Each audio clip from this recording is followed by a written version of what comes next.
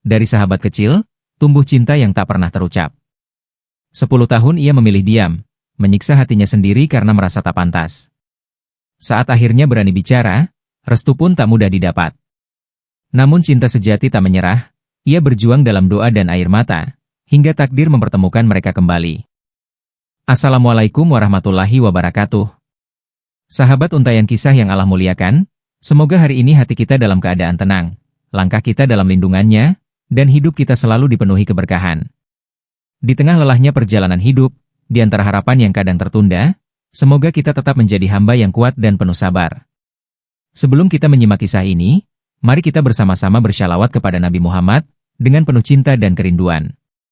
Allahumma sholli, ala Sayyidina Muhammad wa, ala ali Sayyidina Muhammad. Semoga setiap syalawat yang terucap menjadi cahaya penerang dalam kegelapan, menjadi penenang saat hati gelisah, dan menjadi jalan kita mendapatkan syafaat beliau kelak di yaumul akhir. Amin ya rabbal alamin. Kini, mari kita dengarkan bersama sebuah kisah yang mungkin sederhana, namun menyimpan makna mendalam bagi hati yang mau memahami. Langit sore itu berwarna jingga lembut ketika dua anak kecil berlarian di pematang sawah. Angin desa berembus pelan, membawa aroma tanah basah dan suara tawa yang polos. "Anto, tungguin aku," teriak seorang gadis kecil dengan napas tersengal. Gadis itu bernama Tina. Rambutnya tertutup kerudung kecil berwarna putih, yang seringkali miring karena terlalu banyak bergerak. Sejak kecil, Tina sudah dibiasakan ibunya mengenakan hijab. Ia terlihat manis, sederhana, dan selalu ceria. Anto menoleh sambil tersenyum lebar. Bajunya sedikit kebesaran dan warnanya sudah pudar, tapi wajahnya bersih dan penuh semangat. "Kamu yang larinya pelan," jawab Anto sambil tertawa. Mereka tumbuh di desa yang sama, rumah mereka hanya dipisahkan pagar bambu. Sejak usia 5 tahun, mereka sudah seperti dua sisi koin yang tak terpisahkan. Masuk TK bersama, SD bersama, dan setiap sore selalu bermain di tempat yang sama. Bagi Tina kecil, Anto adalah sahabat terbaiknya. Tempat ia bercerita tentang nilai pelajaran, tentang mimpi menjadi dokter, dan tentang cita-citanya ingin membantu banyak orang. "Kalau aku besar nanti, aku mau jadi dokter hati," kata Tina suatu sore, duduk di bawah pohon mangga. "Dokter hati?" Anto mengernyit. "Iya. Biar bisa menyelamatkan banyak orang. Ibu bilang, penyakit jantung itu berbahaya." Anto mengangguk serius, walau sebenarnya ia belum benar-benar paham. "Kalau gitu aku nanti bantu kamu." "Kamu mau jadi apa?" Anto terdiam. Ia belum pernah memikirkan itu. Hidupnya sederhana. Ayahnya buruh tani, ibunya menjahit di rumah. Mimpi terasa seperti sesuatu yang terlalu jauh untuk disentuh. Aku jadi apa saja yang penting bisa kerja," jawabnya pelan. Tina tersenyum tulus. "Yang penting kamu tetap jadi sahabat aku." Kalimat itu terdengar sederhana. Namun entah mengapa, hati Anto kecil terasa hangat mendengarnya. Waktu berjalan cepat. Memasuki bangku SMP, Tina tumbuh menjadi wanita muda berhijab yang semakin anggun. Cara bicaranya lembut, matanya teduh, dan kecerdasannya membuat banyak guru memujinya. Sementara itu, Anto mulai menyadari sesuatu yang berbeda. Ia tak lagi melihat Tina hanya sebagai teman bermain. Ada rasa aneh yang muncul setiap kali melihat Tina tertawa bersama teman-temannya. Ada rasa tak suka ketika ada siswa laki-laki lain mencoba mendekat.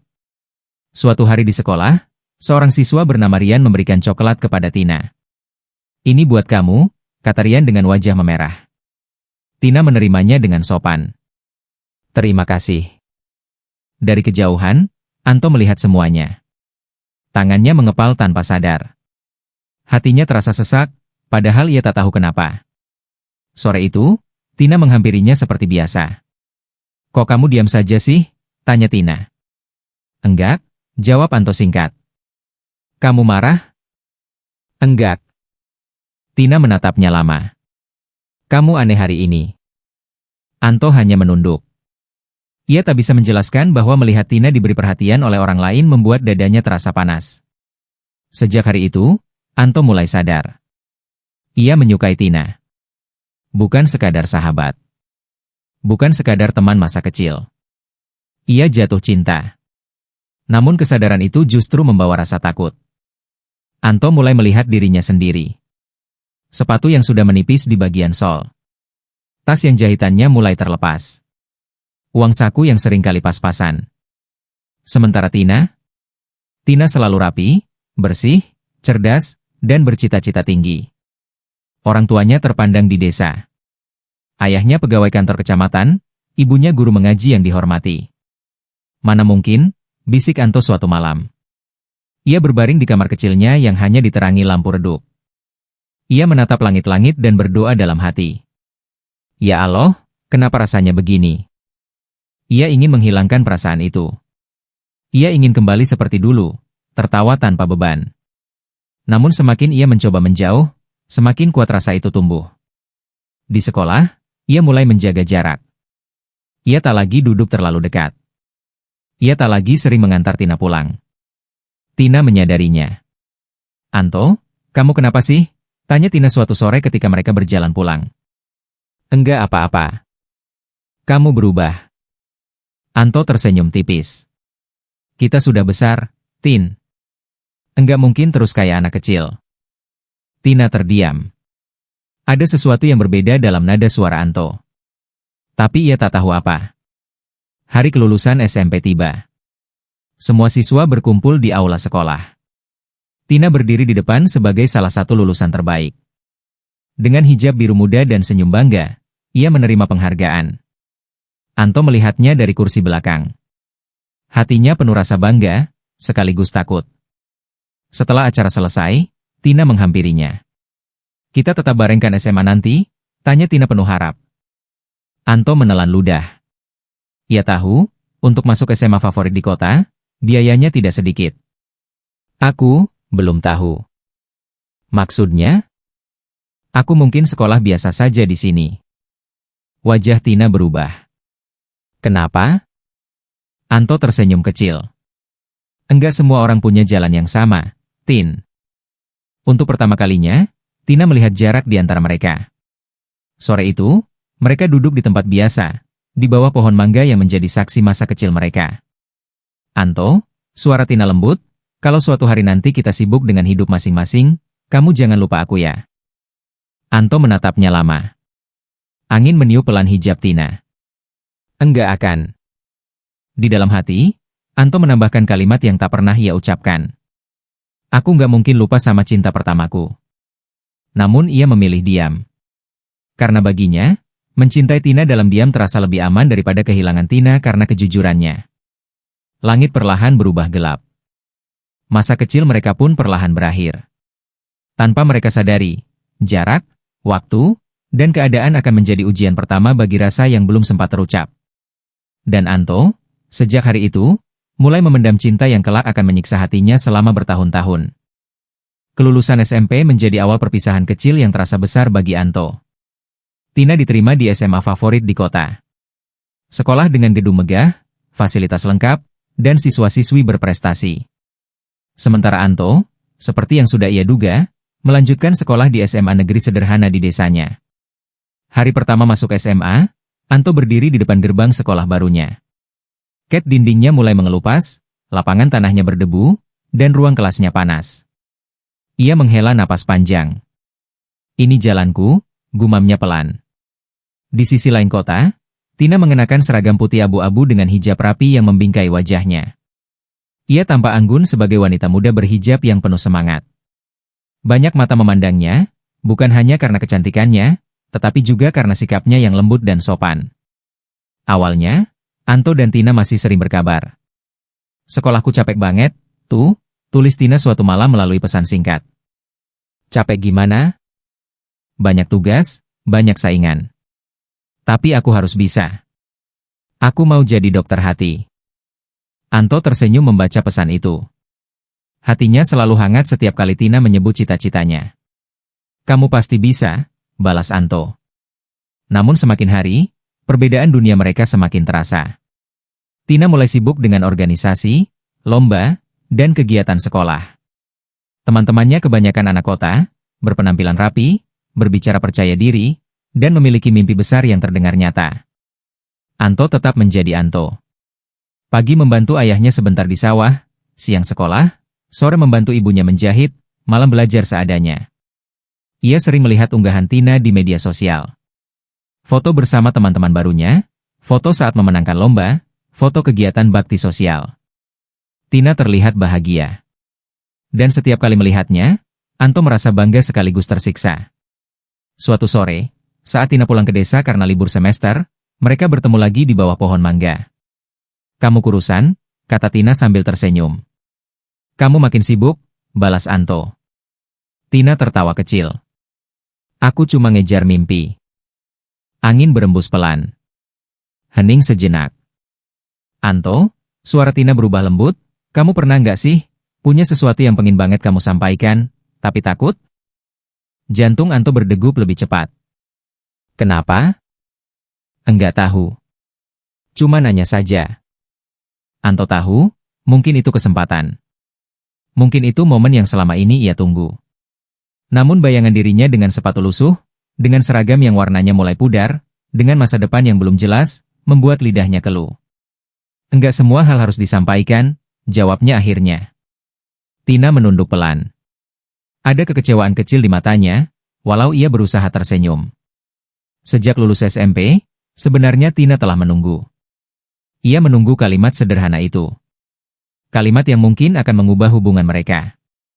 Namun setiap kali memberi ruang, Anto selalu memilih mundur. Waktu berjalan. Di SMA, Tina mulai didekati beberapa laki-laki. Ada yang terang-terangan menyatakan perasaan, ada yang memberi perhatian setiap hari. Suatu malam, Tina menghubungi Anto. "Tuh, menurut kamu, kalau ada orang yang suka sama aku, tapi aku nggak yakin, aku harus gimana?" Anto terdiam lama sebelum membalas. "Kalau kamu nggak yakin, jangan dipaksa. Tapi kalau aku nunggu orang yang nggak pernah ngomong?" Kalimat itu membuat dada Anto terasa sesak. Ia tahu. Ia sangat tahu maksud Tina. Namun lagi-lagi, ia memilih aman. "Jangan nunggu terlalu lama," tulisnya. Tina membaca pesan itu dengan mata berkaca-kaca. Dalam hatinya ia berdoa, "Ya Allah, kalau memang dia bukan untukku, kuatkan aku." Sejak malam itu, Tina perlahan berhenti menunggu. Ia tak pernah benar-benar menerima siapapun, tetapi ia juga berhenti berharap Anto akan berbicara. Sementara itu, Anto menjalani hari-harinya dengan perang batin yang tak pernah selesai. Ia mencintai Tina. Sangat mencintainya. Namun setiap kali ingin mengungkapkan, suara dalam dirinya selalu berkata, "Kamu siapa? Apa yang bisa kamu beri?" Ia takut cintanya hanya akan terdengar seperti mimpi kosong. Di kamar kecilnya, Anto sering menatap cermin. Ia melihat wajah sederhana, pakaian seadanya, dan masa depan yang belum jelas arahnya. "Cinta saja nggak cukup," bisiknya pada diri sendiri.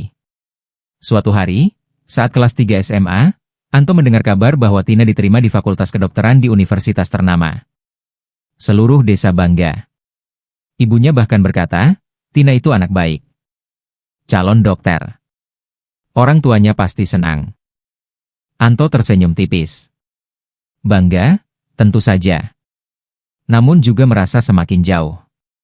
Hari pelepasan keberangkatan Tina ke kota besar terasa seperti pengulangan luka lama.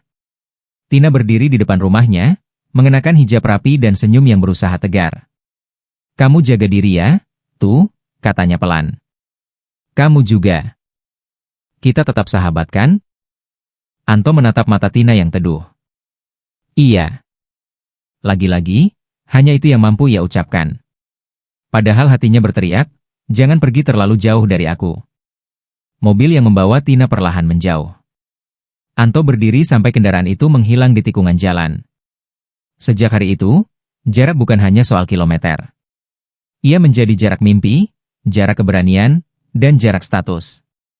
Tahun-tahun berlalu. Tina menjalani kuliah kedokteran dengan penuh perjuangan. Malam-malam panjang belajar anatomi, praktik di rumah sakit, dan doa yang tak pernah putus agar dimudahkan jalannya. Anto bekerja setelah lulus SMA. Ia membantu di bengkel kecil milik pamannya sambil sesekali mengambil kursus singkat. Mereka masih berkabar, tetapi tidak sesering dulu. Setiap kali Tina bercerita tentang dunia medis, tentang ruang operasi, tentang pasien dengan gangguan jantung, Anto hanya bisa mendengarkan dengan bangga dan diam. Ia merasa semakin kecil. Namun cinta itu tidak pernah hilang. Ia justru tumbuh semakin dalam, semakin menyakitkan. Anto sering berdoa dalam sujudnya, "Ya Allah, kalau memang dia bukan untukku, hilangkan rasa ini. Tapi kalau dia takdirku, beri aku jalan." Tak ada jawaban yang langsung terdengar. Hanya waktu yang terus berjalan, membawa mereka semakin dewasa. Dan tanpa mereka sadari, luka karena diam terlalu lama sedang menumpuk perlahan. Cinta yang tak terucap sejak lulus SMP itu, kini berubah menjadi penyesalan yang mulai menggerogoti hati Anto. Namun ia masih belum cukup berani. Belum. 10 tahun bukan waktu yang sebentar. 10 tahun cukup untuk mengubah wajah, mimpi, dan cara seseorang memandang hidup. Namun bagi Anto, 10 tahun tidak pernah cukup untuk menghapus satu nama dari hatinya. Tina. Nama itu tetap tinggal, utuh, di ruang paling dalam. Kini Tina bukan lagi gadis SMP yang duduk di bawah pohon mangga. Ia telah menjadi wanita muda berhijab yang matang dan anggun. Setelah bertahun-tahun berjuang di bangku kuliah, ia resmi menyandang gelar dokter. Bukan hanya dokter biasa, tetapi dokter yang fokus pada kesehatan jantung, selangkah demi selangkah menuju impiannya menjadi spesialis hati. Desa mereka bangga. Orang tua Tina semakin dihormati. Setiap kali Tina pulang, tetangga berdatangan untuk sekadar menyapa atau berkonsultasi ringan. Wajahnya selalu ramah, senyumnya lembut, tutur katanya santun.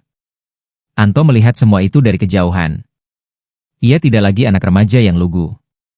Tubuhnya kini lebih tegap, wajahnya lebih dewasa. Ia bekerja keras di bengkel yang kini sudah ia kelola sendiri. Tangannya sering kotor oleh oli, bajunya sederhana, hidupnya tetap bersahaja.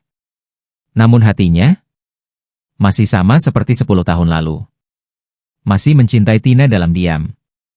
Suatu sore, kabar itu sampai ke telinganya. Tina sudah jadi dokter tetap di rumah sakit kota, kata ibunya saat makan malam.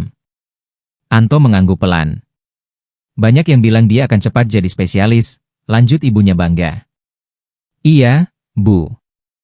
Ia mencoba terdengar biasa saja, padahal dadanya terasa sesak. Malam itu, Anto duduk sendirian di teras rumah. Langit gelap tanpa bulan. Angin malam berembus pelan, membawa suara jangkrik dari sawah. Ia membuka ponselnya, melihat foto terbaru Tina di media sosial.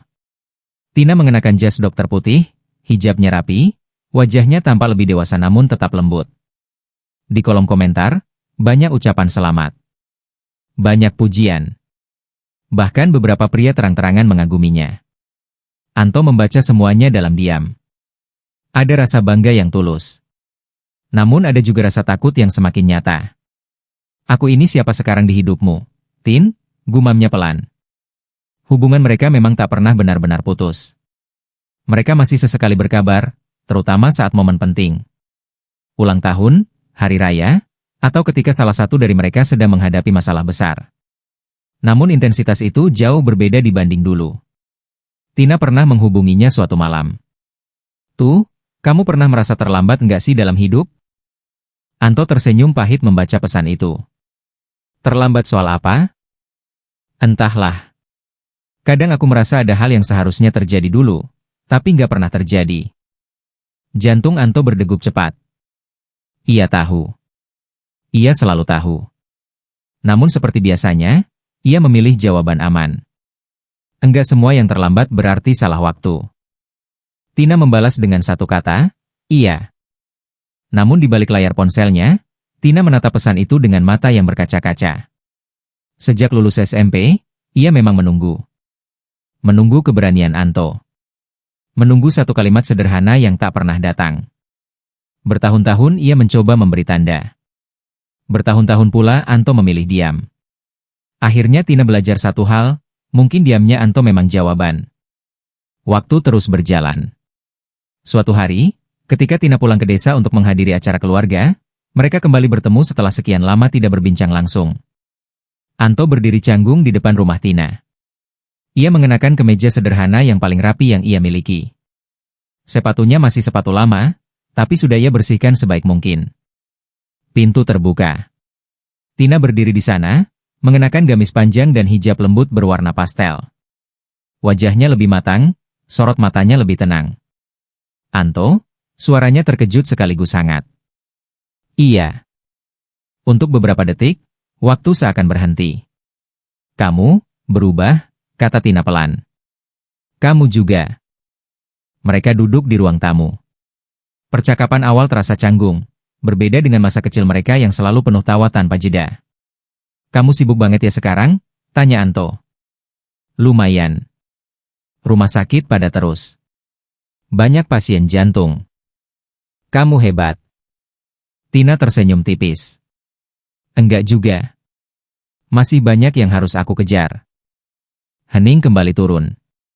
Anto memperhatikan tangan Tina yang kini lebih halus, gerak-geriknya lebih teratur. Ia sadar, dunia mereka memang berbeda. Tina hidup di antara ruang operasi, diskusi medis, dan seminar kesehatan. Anto hidup di antara suara mesin, oli, dan pelanggan bengkel. Ada jurang yang tak kasat mata, namun terasa. Anto, Tina memanggil pelan. Iya? Kamu bahagia? Pertanyaan itu membuat Anto terdiam. Bahagia? Ia bekerja keras, orang tuanya sehat, hidupnya cukup. Namun jika ditanya soal hati, jawabannya jauh lebih rumit. Lumayan, jawabnya akhirnya. Tina menatapnya dalam-dalam, seolah ingin membaca sesuatu yang tak terucap. Aku pernah menunggu kamu, ucap Tina tiba-tiba. Jantung Anto terasa berhenti. Apa? Aku pernah nunggu kamu ngomong sesuatu. Lama sekali. Udara terasa berat. Anto menunduk. Tangannya mengepal di atas lututnya. Maaf, hanya itu yang mampu ia ucapkan. Tina tersenyum tipis, namun ada luka yang jelas di baliknya. Sekarang mungkin sudah beda. Kalimat itu seperti pisau yang perlahan mengiris hati Anto. Beda. Ia tahu arti kata itu. Bisa berarti perasaan yang berubah. Bisa berarti kesempatan yang sudah lewat. Malam itu, Anto pulang dengan langkah gontai. Sepanjang jalan ia hanya menatap tanah. Ia merasa menjadi pria paling pengecut di dunia. 10 tahun. 10 tahun ia menyiksa dirinya sendiri dengan rasa minder. 10 tahun ia membiarkan kesempatan lewat begitu saja. Di kamar, ia sujud lebih lama dari biasanya. Ya Allah, bisiknya lirih, aku terlalu lama diam. Kalau masih ada kesempatan, beri aku keberanian. Kalau sudah tidak ada, kuatkan aku menerima. Air matanya jatuh untuk pertama kalinya sejak dewasa. Ia menyadari satu hal yang pahit. Diam bukan lagi bentuk pengorbanan. Diam telah berubah menjadi penyesalan. Dan penyesalan itu kini menghantuinya setiap malam. Namun di balik luka itu, mulai tumbuh sesuatu yang berbeda. Bukan lagi sekadar cinta dalam diam. Melainkan tekad. Tekad bahwa jika ia masih memiliki sedikit kesempatan, ia tak akan lagi menyia-nyiakannya. 10 tahun sudah cukup untuk menjadi penyesalan. Ia tak ingin 10 tahun berikutnya menjadi kehilangan. Malam itu menjadi titik balik bagi Anto. Setelah percakapan yang mengguncang hatinya, setelah Tina mengatakan bahwa ia pernah menunggu, Anto tak lagi bisa hidup dengan setengah keberanian. Ia sadar, jika kali ini ia kembali memilih diam, maka ia benar-benar akan kehilangan. Beberapa hari setelah pertemuan itu, Anto berdiri di depan cermin kecil di kamarnya. Ia mengenakan kemeja paling rapi yang ia punya. Tangannya sedikit gemetar. Ini bukan lagi soal pantas atau tidak, gumamnya. Ini soal jujur. Ia mengambil ponselnya, mengetik pesan, lalu menghapusnya lagi. Berkali-kali. Akhirnya ia memilih menelepon. Tina mengangkat setelah dering ketiga. Halo, Tu? Aku bisa ketemu kamu besok? Ada jeda beberapa detik. Kenapa? Ada yang harus aku sampaikan. Penting? Suara Tina terdengar tenang, namun ada getaran kecil di dalamnya. Baik. Besok sore aku pulang lebih cepat. Keesokan harinya, langit mendung tipis. Anto menunggu di tempat yang sama seperti dulu, di bawah pohon mangga yang menjadi saksi masa kecil mereka. Tina datang dengan langkah pelan. Ia mengenakan gamis sederhana berwarna biru tua dan hijab yang serasi. Wajahnya teduh, tetapi matanya tampak penuh tanda tanya. Apa yang penting? Tanyanya lembut. Anto menelan ludah. Untuk pertama kalinya dalam hidupnya, ia tidak ingin lari. Tina, suaranya pelan namun tegas, aku minta maaf. Tina terdiam. Maaf karena 10 tahun lalu aku memilih diam. Maaf karena aku biarkan kamu menunggu tanpa kepastian. Angin berembus pelan, membuat ujung hijab Tina bergerak lembut. Aku mencintaimu, Tin, lanjut Anto, suaranya sedikit bergetar. Sejak kita lulus SMP. Bahkan mungkin sejak lebih dulu dari itu. Aku cuma terlalu takut. Terlalu merasa kecil. Hening. Hanya suara daun yang bergesekan. Tina menunduk. Air matanya perlahan jatuh tanpa suara. Kamu tahu nggak, katanya lirih, aku menunggu kalimat itu hampir 10 tahun. Dada Anto terasa diremas. Kenapa kamu nggak pernah bilang, lanjut Tina. Aku takut. Aku merasa nggak punya apa-apa. Kamu punya mimpi besar, kamu pintar, kamu hebat. Aku cuma... Kamu cuma apa? Potong Tina pelan. Aku cuma pria sederhana dengan pakaian seadanya, dengan masa depan yang belum jelas. Tina menggeleng pelan. Kamu tahu yang paling menyakitkan? Tanyanya. Anto terdiam. Bukan karena kamu miskin, bukan karena kamu sederhana. Tapi karena kamu nggak percaya bahwa kamu cukup. Kalimat itu menghantam hati Anto lebih keras dari apapun. Tina mengusap air matanya. Aku mencintaimu juga, tuh, ucapnya akhirnya. Sejak lama.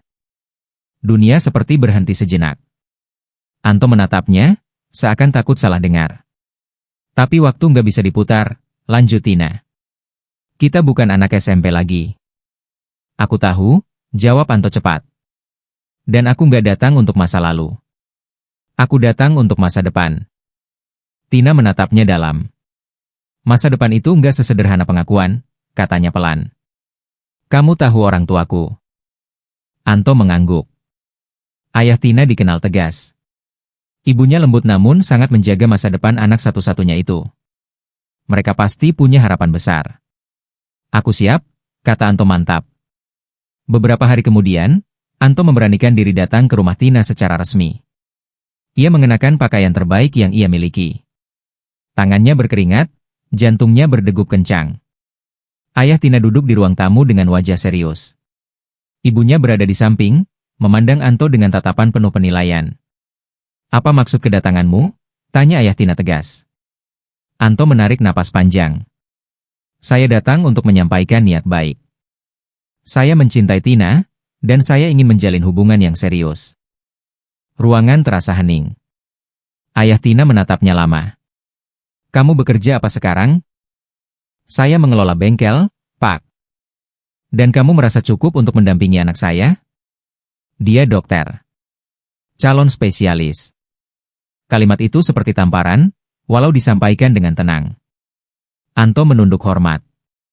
Saya tahu saya belum setara, Pak. Tapi saya datang bukan membawa janji kosong. Saya datang dengan kesungguhan. Ayah Tina menghela napas panjang. Kami tidak merestui. Kalimat itu jatuh seperti palu.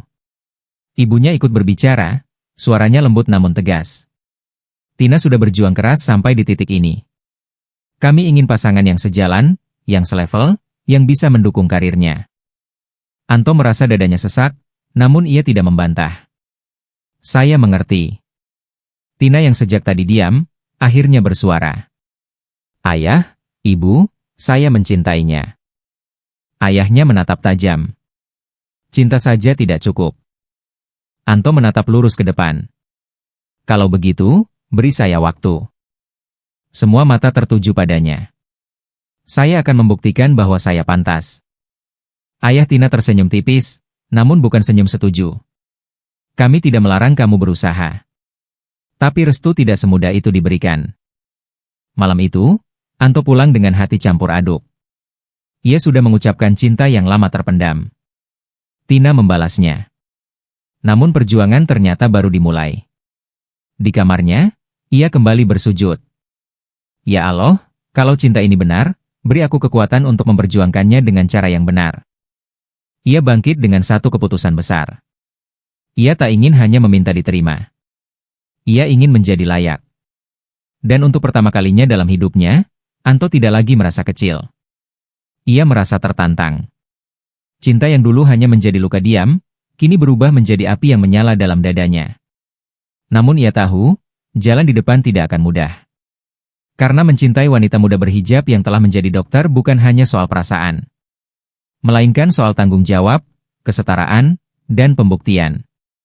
Dan Anto siap memulai perjuangan itu. Penolakan itu tidak membuat Anto mundur. Justru sejak malam ia keluar dari rumah Tina dengan langkah berat dan hati yang bergetar, sesuatu dalam dirinya berubah. Ia tidak lagi ingin menjadi pria yang hanya menunggu keajaiban. Ia ingin menciptakan jalannya sendiri. Beberapa hari setelahnya, Anto mendatangi Tina. Mereka bertemu di halaman rumah sakit tempat Tina bekerja. Wanita muda berhijab itu baru saja selesai shift sore. Wajahnya lelah, tetapi sorot matanya tetap teduh. "Ayah dan ibu keras sekali ya," kata Tina pelan. "Wajar," jawab Anto tenang. "Mereka ingin yang terbaik untuk kamu." "Kamu marah?" Anto menggeleng. "Enggak. Justru aku merasa ditampar supaya bangun." Tina menatapnya heran. "Bangun? Aku terlalu lama merasa cukup dengan hidup seadanya.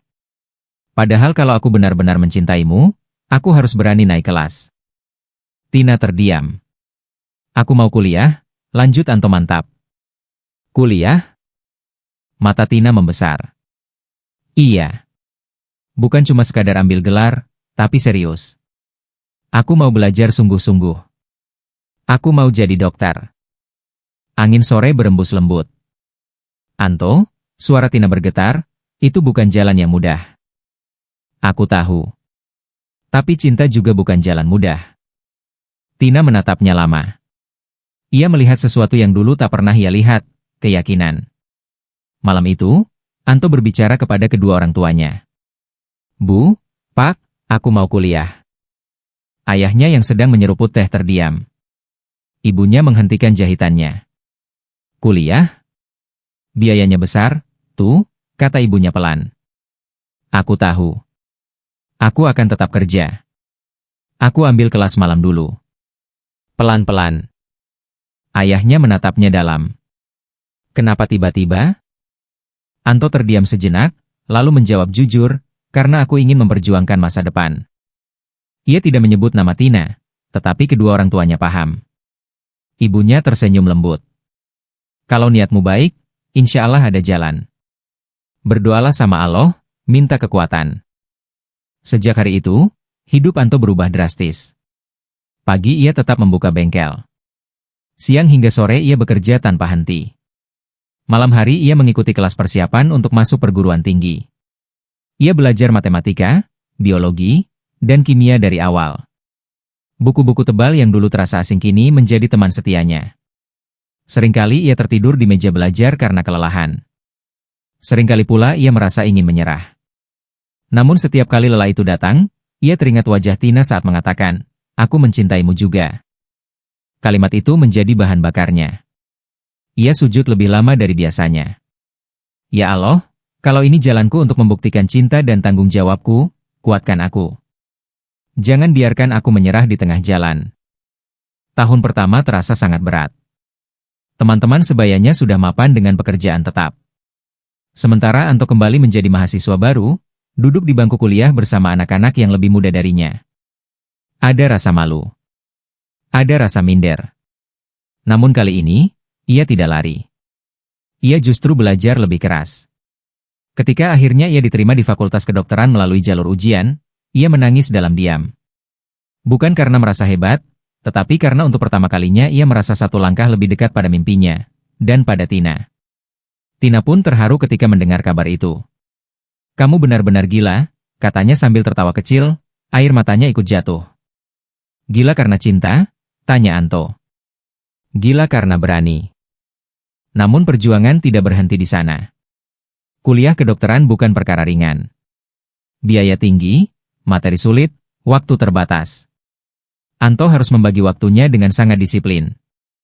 Ia tetap bekerja paruh waktu, menghemat setiap rupiah, dan menahan banyak keinginan pribadi. Sementara Tina melanjutkan pendidikan spesialis jantung. Kadang mereka bertemu hanya sebentar, sekadar makan malam sederhana di warung kecil dekat kampus. "Capek?" tanya Tina suatu malam. "Banget." "Nyesel?" Anto tersenyum. "Enggak pernah. Kenapa? Karena setiap lelah ini, aku tahu tujuanku jelas. Tina menunduk, hatinya dipenuhi haru. Tahun demi tahun berlalu. Anto menyelesaikan pendidikan dokter umumnya dengan hasil memuaskan. Ia tidak lagi terlihat seperti pria minder yang dulu takut berbicara. Kini caranya berjalan lebih tegap, cara bicaranya lebih yakin. Namun ia belum berhenti. Ia mengambil langkah yang lebih berani. Ia mendaftar program spesialis jantung. Ketika kabar itu sampai ke telinga orang tua Tina, mereka mulai terdiam. Dia masih terus berjuang? Tanya ayah Tina suatu malam. Iya, jawab Tina pelan. Tanpa pernah meminta bantuan kita. Ayahnya tidak langsung menjawab. Namun untuk pertama kalinya, ia mulai melihat Anto bukan hanya sebagai pemuda bengkel. Waktu kembali berjalan. Perjuangan menjadi spesialis jauh lebih berat. Jadwal padat, tekanan tinggi, tanggung jawab besar. Anto sering pulang dengan tubuh lelah dan mata sembab. Namun kali ini ia tidak sendirian. Tina selalu ada, memberi semangat, mengingatkan makan, mengingatkan istirahat. Jangan terlalu keras pada diri sendiri, kata Tina suatu malam. Aku harus keras, jawab Anto pelan. Karena aku nggak mau lagi merasa kecil di depan orang tuamu. Tina menggenggam tangannya. Kamu sudah tidak kecil sejak lama. Hanya kamu yang dulu tidak percaya. Kalimat itu membuat Anto tersenyum. Bertahun-tahun perjuangan akhirnya membuahkan hasil. Di hari kelulusannya sebagai dokter spesialis jantung, Anto berdiri dengan jas putih dan senyum yang tak bisa disembunyikan. Orang tuanya menangis haru. Tina berdiri di sampingnya, bangga.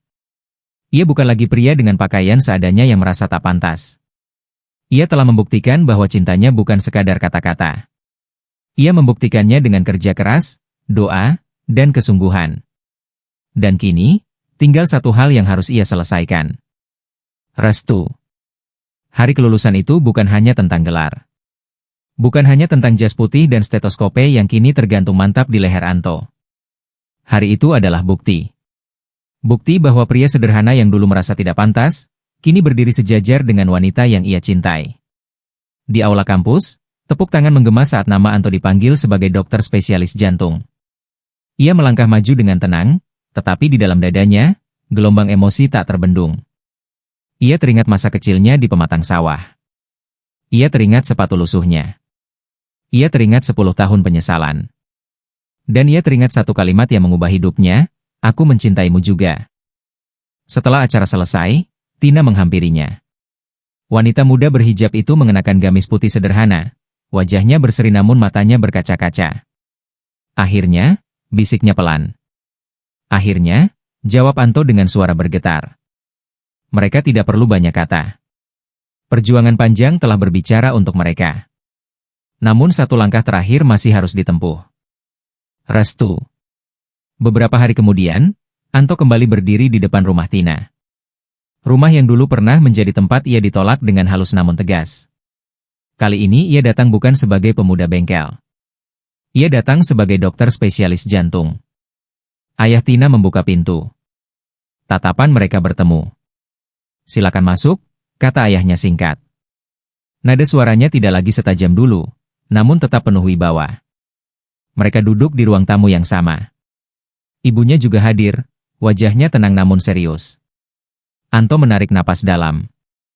Saya datang kembali, Pak, Bu, ucapnya sopan. Bukan untuk membanggakan gelar. Tapi untuk menepati janji.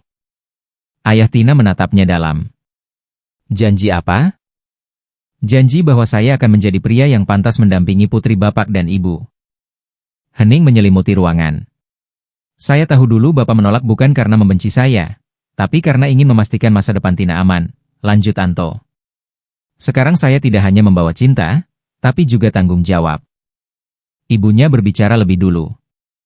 Kamu berjuang tanpa meminta bantuan siapapun. Saya ingin membuktikan dengan usaha saya sendiri, Bu. Ayah Tina menyandarkan punggungnya, memandang Anto dengan tatapan berbeda dari sebelumnya.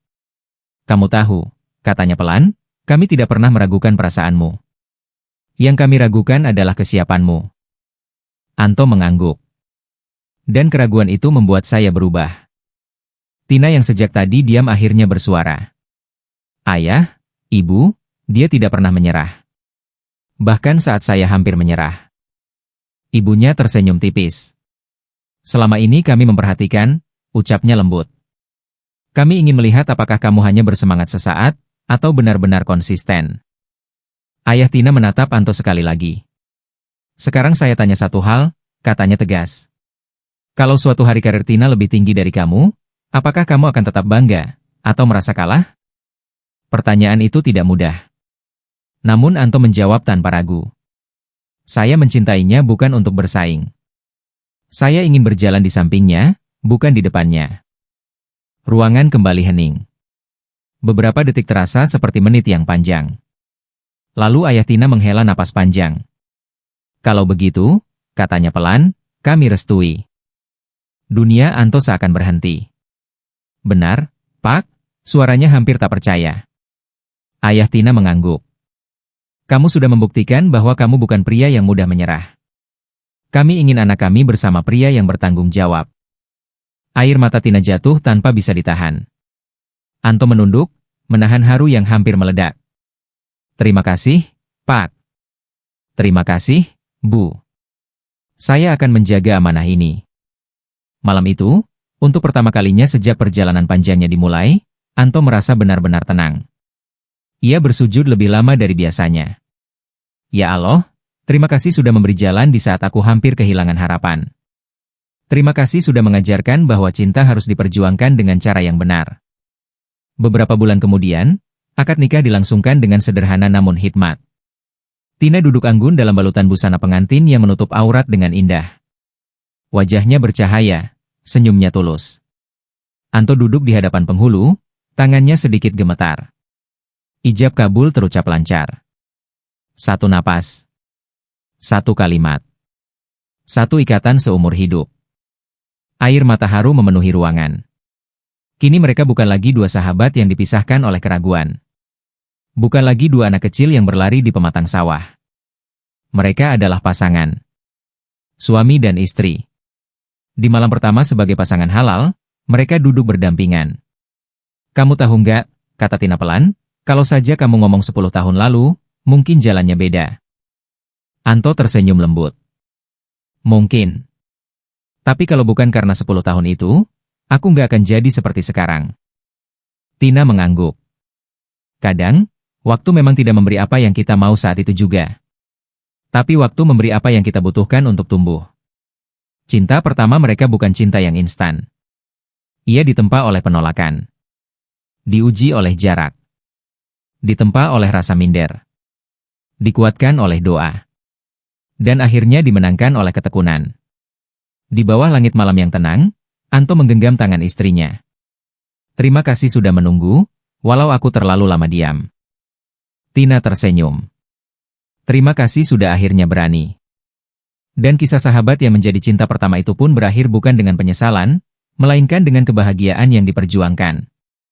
Tamat. Kisah Anto dan Tina adalah cerita tentang keberanian yang lahir dari penyesalan, tentang cinta yang tidak hanya diucapkan, tetapi dibuktikan dengan perjuangan dan kesungguhan. Dari persahabatan masa kecil, luka karena terlalu lama diam, hingga keberanian memperjuangkan restu dan masa depan, cerita ini mengajarkan bahwa cinta sejati bukan tentang siapa yang lebih dulu sampai, melainkan siapa yang mau bertahan dan bertumbuh bersama. Terkadang, kita memang harus melewati rasa minder, kegagalan, dan penolakan untuk menemukan versi terbaik dari diri kita sendiri. Karena cinta yang dewasa bukan hanya soal perasaan, tetapi juga tentang kesiapan, tanggung jawab, dan usaha tanpa menyerah. Disclaimer. Kisah, cinta pertamaku ternyata sahabatku sendiri, ini sepenuhnya adalah cerita fiktif. Nama tokoh, alur, dan kejadian di dalamnya merupakan hasil imajinasi semata dan tidak dimaksudkan untuk menggambarkan kisah nyata siapapun. Cerita ini dibuat untuk memberikan inspirasi, motivasi, serta untaian hikmah tentang arti perjuangan, ketulusan cinta, keberanian memperbaiki diri, dan pentingnya restu dalam membangun hubungan yang baik dan bermartabat. Semoga setiap pembaca dapat mengambil pelajaran bahwa tidak ada usaha yang sia-sia, dan bahwa cinta yang diperjuangkan dengan cara yang benar akan selalu menemukan jalannya. Terima kasih telah mengikuti perjalanan Anto dan Tina Cincin Kilauan.